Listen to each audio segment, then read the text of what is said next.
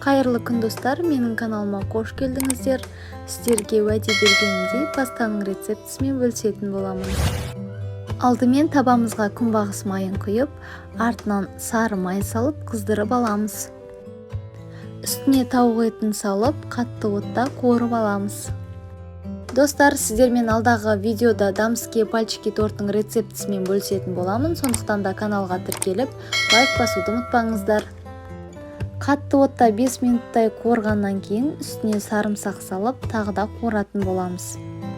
Отты ақырындатып, табамыздың бетін жауып 5-10 минуттай ұстаймыз. Артынан тұз сеуіп, 33% сливки құятын боламыз. Қажетті ингредиенттердің барлығын видеоның астында описанияда қалдыратын боламын. Еті піскенше қақпағын жауып қоямыз. Оғанға дейін қайнаған суда макаронымызды пісіріп аламыз. Сіздер паста фетучини қолдансаңыздар болады, немесе кез келген макарон түрі жарай береді.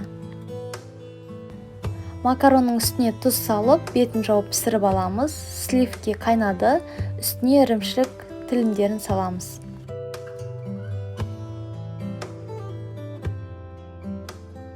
Ірімшік толығымен еріген соң үстіне макаронды салып араластырамыз.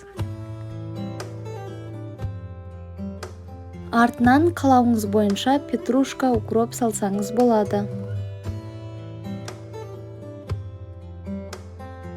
Осымен біздің тауық етімен жасалған пастамыз дайын болды. Міндетті түрде жасап көріңіздер. Сіздермен болған Гүлім.